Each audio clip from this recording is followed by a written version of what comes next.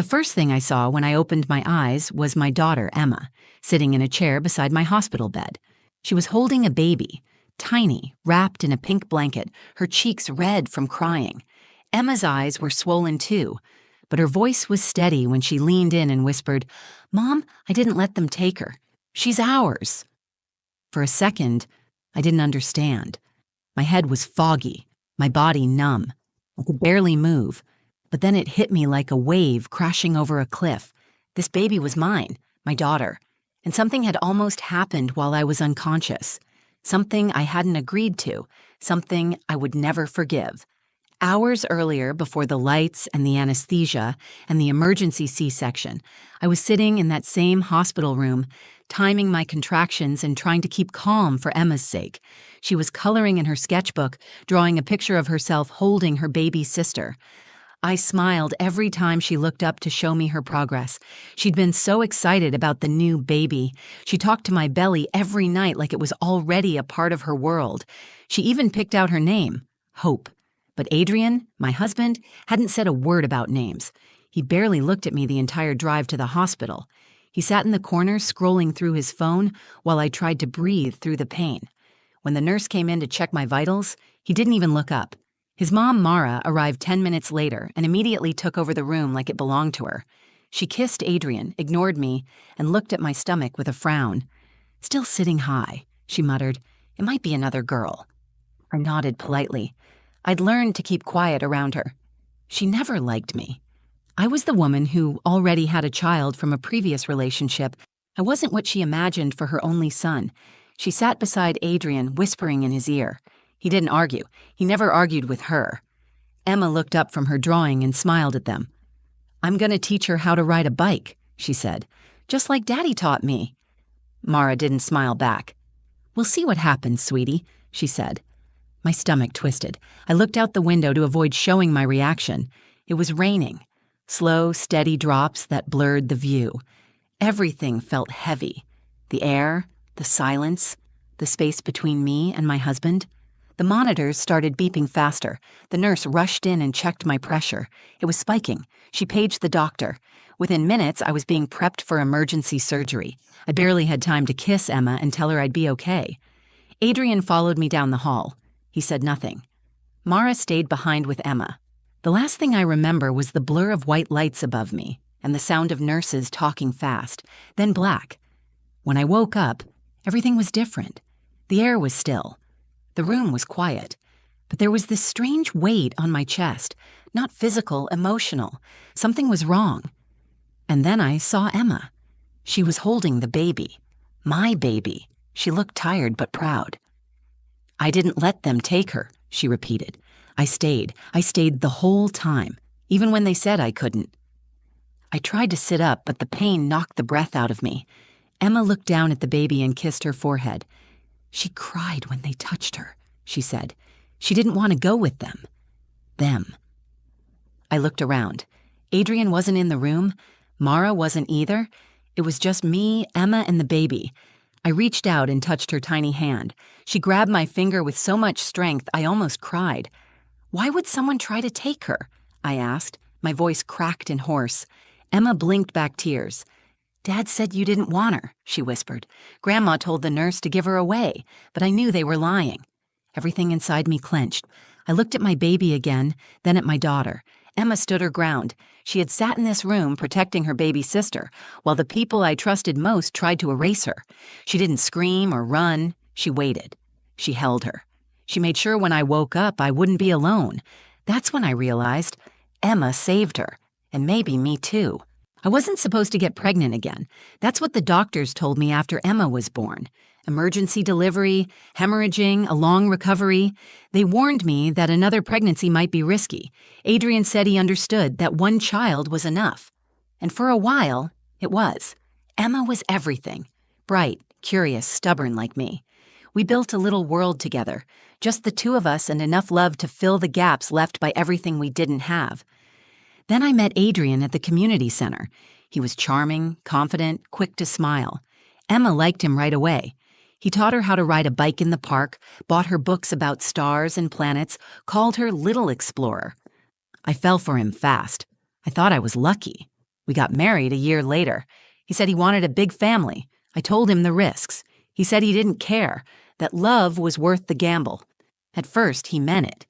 But something changed when we found out I was pregnant again. He smiled when I told him, but it didn't reach his eyes.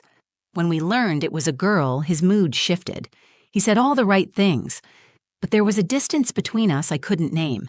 At first, I told myself it was just nerves, but it grew heavier each week. Then Mara got involved. From the beginning, she didn't like me. She never said it outright, but it showed in the way she looked at Emma, the way she questioned every choice I made, from how I dressed to what I fed her son. Mara believed men should lead and women should follow. She believed in family legacies and the importance of sons. When she heard I was pregnant again, her reaction was cold and calculating. "If it's a boy, it'll stabilize things," she said one evening when she dropped by unannounced. "Your little family could use some structure." I didn't respond. I just smiled politely and offered her tea. I knew she wouldn't drink. Adrian started working longer hours. When he came home, he didn't ask how I was feeling or how Emma's school project was going. He barely looked up from his phone. At night, he rolled away from me in bed. One night, I caught part of a phone call. He was in the kitchen, speaking low. I only heard a few words. "I'm not raising another girl." The next morning, he acted like nothing happened. Emma asked him to help her with her science project. He told her he was too tired. I wanted to believe he was just stressed, but there was a knot in my stomach that tightened every time he walked into the room. I started sleeping with one hand on my belly. As my due date approached, I tried to keep things normal for Emma. We watched movies together. We baked cookies. She would talk to the baby through my belly, telling her secrets, asking if she liked dinosaurs or princesses more. She named her Hope without even asking me. "Because she's our hope," she said proudly, "for everything." I cried in the kitchen that night when she went to bed. I hadn't felt hope in weeks. 2 days before my due date, I started having pains. I ignored them at first. They were mild, and I didn't want to make a fuss. But by morning, I was on the floor of the bathroom, clutching the sink. Adrian drove me to the hospital without speaking. Emma sat in the back seat, holding my hand from behind. At the hospital, they ran tests and hooked me up to machines. A nurse came in and said the baby was in distress. I was already dilated, but the baby's position was off. They recommended an emergency C-section. There wasn't time to wait. I turned to Adrian. He nodded, eyes on his phone. Emma tugged on my gown. "Will it hurt?" she asked. "Not for long," I said. "I'll be back soon." Gave me a form to sign. My hands were shaking. They took off my wedding ring and necklace before surgery. Emma hugged me tightly before the nurse wheeled me away. "I'll take care of her," she whispered. "You just rest." Those were the last words I heard before I went under.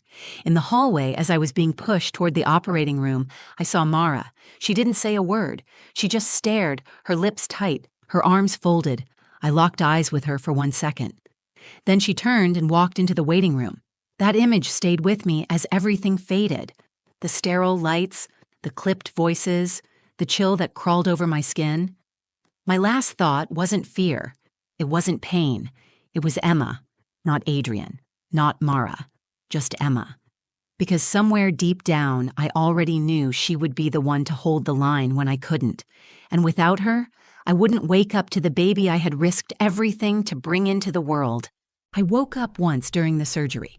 Just for a second. I couldn't move. I couldn't speak. The lights above me were cold and blinding. I felt pressure in my stomach, heard distant voices, and then darkness swallowed everything again. While I was unconscious, they made decisions without me. The hospital kept Emma in a nearby waiting room. She refused to leave. A nurse gave her crackers and juice, trying to distract her, but she didn't touch them. She kept her eyes on the door. Mara paced the floor like she owned the place. She spoke to Adrian in clipped, quiet tones. The staff didn't understand what was happening. To them, we were just another family, waiting out a tense delivery. When the nurse came in to update Adrian, Mara stood beside him like a shadow. "It's a girl," the nurse said. Adrian didn't respond. Mara looked at him. "Well?" she asked. He turned toward the nurse and said it like he was ordering lunch. "Is there a form to surrender her? We've decided not to keep her." The nurse blinked. "I'm sorry?" Mara stepped in. Her doctor said she was unstable before surgery, emotional, depressed. It's not safe for her to raise another baby. There's already a child at home. 2 is enough. Adrian added, "We just want what's best. It's a private matter." Emma heard all of it. She had gotten up to throw something in the trash and paused just outside the doorway when she heard her dad's voice. At first, she didn't understand. Then the words sank in. Her heart pounded in her chest. She backed away slowly and sat in the chair, trying not to cry. Her mom had promised everything would be okay, that they'd be a family, that her sister was coming home. Emma waited until no one was looking, then slipped into the hallway. She peeked through a cracked door and saw the baby alone in a hospital bassinet, tiny, red-faced, wrapped in pink. She stepped into the room. A nurse turned, surprised. "Sweetheart, you can't be in here right now."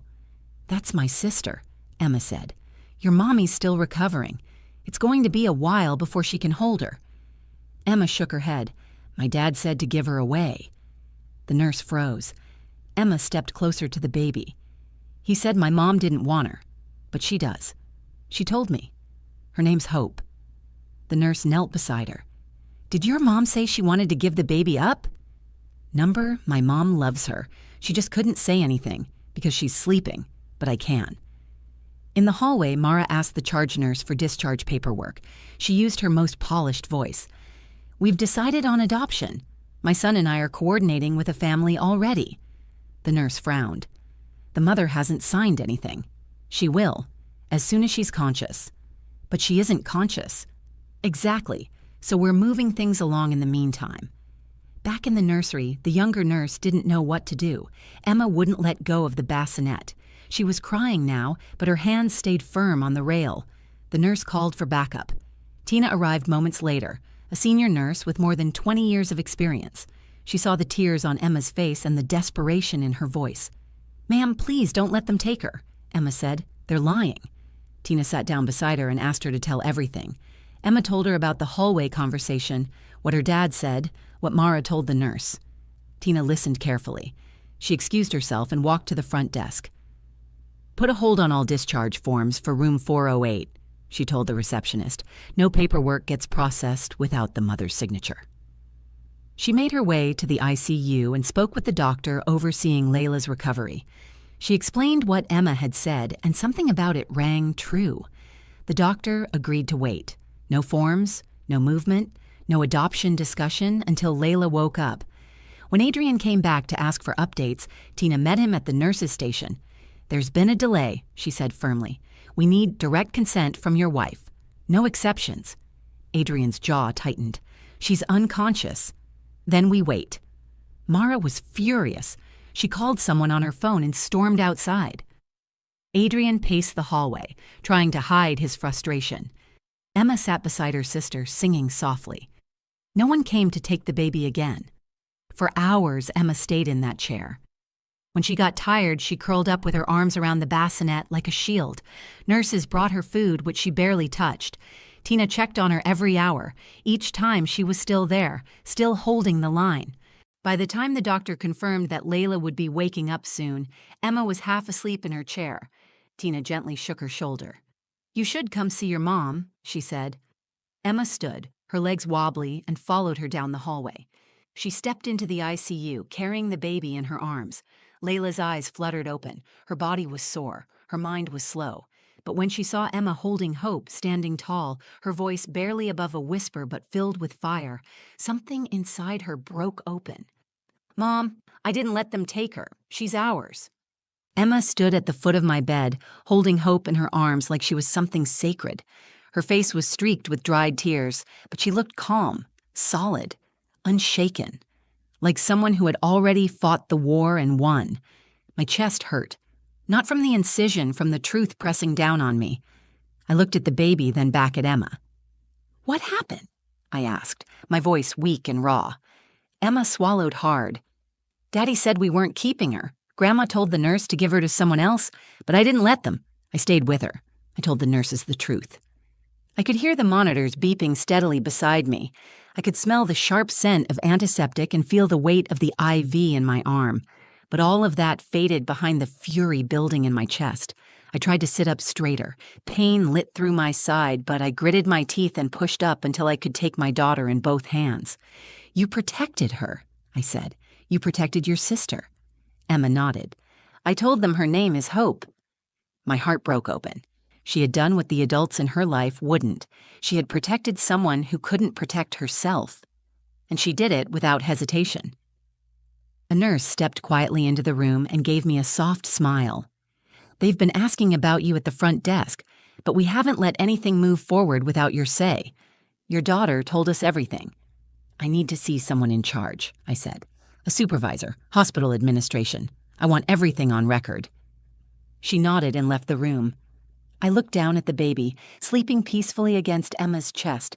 Her tiny fingers peeked out from the blanket. Her skin was warm and her breathing soft. She was perfect, and she was mine. Emma sat beside me on the bed and gently placed the baby in my arms. It was the first time I held her. Her head fit perfectly in the crook of my elbow. I stared at her, memorizing every detail: her nose, her lashes, the way her fingers curled inward like she was still clinging to the comfort of the womb. My body hurt, but my mind was clear. I wasn't confused anymore. I wasn't scared. I was angry, and I was done staying quiet. Adrian walked into the room 20 minutes later. Mara followed close behind, arms crossed and face tight. "Good, you're awake," Adrian said, like he had been waiting for an excuse to talk. "There's a couple at the front office. They've already signed preliminary papers. We should just talk through it." I looked at him, holding Hope in my arms. "There's nothing to talk about," I said. Mara cut in. "You were unconscious. You weren't in your right mind. We did what needed to be done. You have another child. You have no money. This was the best decision." "For who?" I asked. "You?" "Him? Certainly not for me. And definitely not for this baby." Adrian stepped closer. "It's not that simple." "Yes, it is," I said. "I didn't consent to anything. You lied. You tried to erase her like she didn't exist. If Emma hadn't been here, I would have woken up to nothing. You wanted to take her from me because she wasn't the son you pictured. You didn't even give her a name." "I was thinking about what's best for our family," he said, defensive now. "No, you were thinking about control," I said. "You don't get to make that call. Not for me, not for her." The hospital supervisor arrived with 2 nurses. I explained everything. They listened. They documented. They made sure every note and statement was added to my file. I told them I was refusing any form of adoption, surrender, or third-party involvement. I confirmed that no one was allowed to make decisions on my behalf moving forward unless I was fully awake and capable. They asked if I wanted a social worker involved. I said yes. When Adrian tried to interrupt, I told him to leave. He looked stunned, like he couldn't believe I was saying no. Mara opened her mouth, but I stopped her before she could speak. "You don't speak for me. You don't speak for my daughters. I trusted you to be here when I needed help, and you tried to sell off my child like a mistake." "You're emotional," she said. "I'm awake," I replied. "That's what you didn't expect." I turned away from them and held Hope closer. The supervisor escorted them out. The nurses closed the door gently behind them. The room was quiet again. This time it felt safe. Emma climbed into the bed beside me, careful not to bump my stitches. I wrapped one arm around her and the other around Hope. My world had collapsed and rebuilt itself in the span of a day. But what was left, this moment, these girls, was more than enough. "You did good," I whispered to Emma. "You were brave." "I didn't want her to be alone," she said. "She never will be," I promised. "Not as long as I had breath in my body." By the next morning, I had signed every document necessary to secure custody and legal protection over both of my daughters. I didn't wait. I didn't hesitate. I asked the hospital to flag any attempt at visitation or contact from Adrian or Mara without my written permission. They agreed. A social worker named Dana met with me before lunch. She listened carefully as I explained everything that had happened: my history with Adrian, his growing distance, the night he told me he wasn't ready for another girl, and the moment Emma stepped between her sister and the people who were supposed to protect them. Dana took notes, but she didn't just listen with her pen. She listened with her eyes. When I finished, she said something simple and powerful: "You are not alone. And what they did was not legal. You have a case." For the first time in months, I believed that I might have a way out, not just emotionally, but safely, with dignity, with something solid to stand on. I called my sister Nora. She lived 2 states away in North Carolina. She answered on the second ring. "I need help," I said. "I'll be there by tonight." She replied, "No questions. Just love." Emma sat on the edge of the hospital bed, playing with Hope's tiny fingers. She whispered little songs to her, songs she had made up on the spot. She had given her sister the name Hope, and she was doing everything in her 9-year-old power to make sure it stuck. Later that day, Adrian came back. He didn't knock. He walked in like nothing had changed, like he still had a place in that room. He looked tired, but not remorseful. He pulled up a chair and stared at me, then at the baby. "So what now?" he asked. I didn't answer. I kept my hand on Hope's back, feeling her slow breaths against my palm. "You can't seriously believe I was trying to hurt you," he said. "We had a plan. This wasn't just me." "Yes, it was," I said. "You could have stopped her. You could have waited until I woke up. You could have asked me what I wanted. Instead, you told the nurse to make my child disappear." He shifted in the chair. I panicked. "No, you planned," I said. "There's a difference." He stood up, frustrated now. "You're going to blow this all up over one decision?" "That one decision told me everything," I replied. "It showed me exactly who you are." He turned toward Emma. "Come on, sweetheart, let's go get something to eat." Emma clutched my arm and shook her head. "I'm staying with Mom." "You're still my daughter, too," he said, his voice sharp. Emma didn't flinch. "You tried to take my sister." Adrian looked at me, and for the first time I saw something crack in his expression. Not sadness, not guilt, just the realization that he had lost control. "I'm filing for divorce," I said. "There will be no joint anything. You made your choice." "I won't sign." "You won't have to," I said. "I'll take it to court. I already have a caseworker. The hospital has statements. They're keeping a record. You can fight me if you want, but I won't stop until I know they're both safe." He stood there for a second longer, waiting for me to blink. I didn't. Then he walked out, silent. Mara didn't come back. Nora arrived just before sunset. She walked into the room with a duffel bag, a tray of food, and tears already in her eyes. "Oh my God, Layla," she said, wrapping me in a gentle hug. "I'm okay," I whispered, though I didn't believe it until I saw her face. She turned to Emma and knelt down. "You're the bravest kid I've ever met." Emma smiled, shy for the first time in days. We stayed in the hospital for 2 more nights. The nurses were kind. They brought extra blankets, warm meals, and small gifts for the girls. They treated us like a family, not a broken one, a strong one. Before discharge, the hospital chaplain came by. She asked if I wanted to talk. I said yes. I told her everything, start to finish. When I finished, she said, "You were asleep, but your daughter stayed awake. That's what love looks like." I nodded. "She shouldn't have had to be the one to protect someone," she added, "but thank God she did."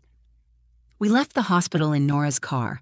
I sat in the back seat with Hope nestled against my chest. Emma leaned her head on my shoulder. I looked out the window at the sun cutting through the trees. Everything felt different. I wasn't heading home. I was heading forward. As we turned onto the highway, Emma looked up at me and said, "You're going to be okay, Mom." I nodded. "So are you." She looked down at Hope and kissed her forehead. "We all are." 2 weeks later, we were living in Nora's guest room. It wasn't spacious, but it was safe. Emma had a mattress on the floor covered in hand-me-down blankets and a few of her drawings taped to the wall. Hope slept in a borrowed bassinet beside my bed. At night, I could hear them both breathing, one deep and steady, the other soft and quick. That sound kept me grounded when I couldn't sleep. I filed for divorce the day after we arrived. Adrian tried to call. I didn't answer. When he finally texted, it was only to ask if I had changed my mind. I responded with one sentence, "Hope is staying with me." He never replied. The hospital provided written documentation of everything. The social worker followed up with a referral for legal aid. I had a lawyer by the end of the week. Every step was painful, but each form, each signature, each affidavit felt like taking back pieces of myself that I had let slip away for too long. Emma started school the following Monday. She wore her favorite yellow hoodie and brought Hope's picture with her in her backpack. At drop-off, she turned to me and said, "I told my teacher about what happened. She said I was very brave." "You were," I said. "You are." At home, Nora helped me rebuild the pieces of my life. She took shifts watching the baby when I needed to rest or shower. She cooked dinner and never asked for anything in return. She reminded me what real support looked like. One night, after putting the girls to bed, I sat at the kitchen table and cried. Not because I was afraid, but because I wasn't anymore. I cried for the version of me that thought silence was the same thing as peace. I cried for all the moments I had let someone else decide what I was worth. And then I got up, poured a glass of water, and checked on my daughters. Hope stirred in her sleep. I picked her up, held her close, and whispered her name. She settled into me like she belonged there, like she had always known she would make it home. Emma wrote a story for school that week. She titled it, "The Day I Became a Big Sister Forever." Her teacher emailed me to say it was the most moving thing she'd read all year. In the story, Emma described how she stayed in the nursery, how she told the nurses her mom would never want to give Hope away, how she didn't eat or move until someone listened. She ended it with a drawing of 3 girls holding hands. One tall, one small, one in the middle. No fathers, no grandmothers, just the 3 of us. She didn't need to explain who was holding who up. Eventually, I got a job working part-time at a local cafe.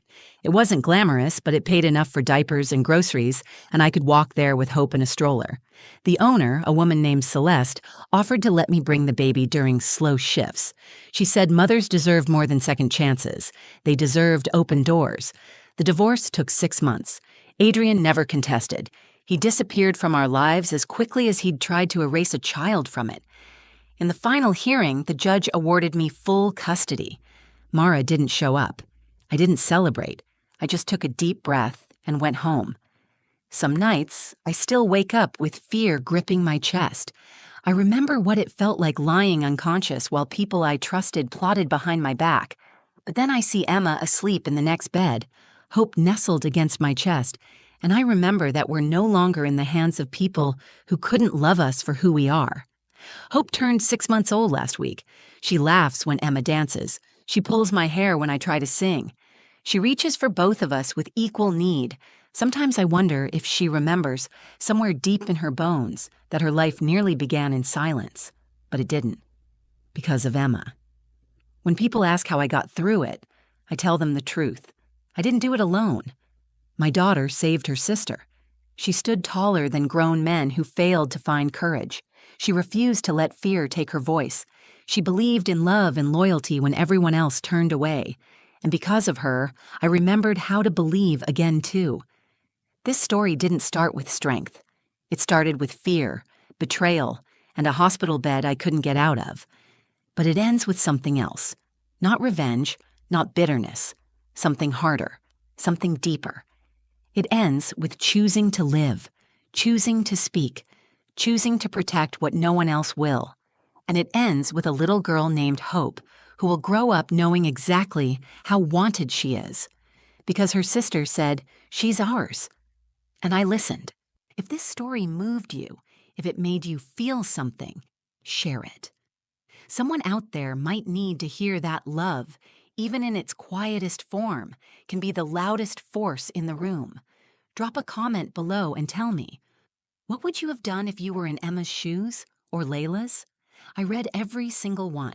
And if you believe in the power of family, in the strength of girls who grow up protecting each other, and in the voice that says, "She's ours," even when no one else is listening, hit that like button.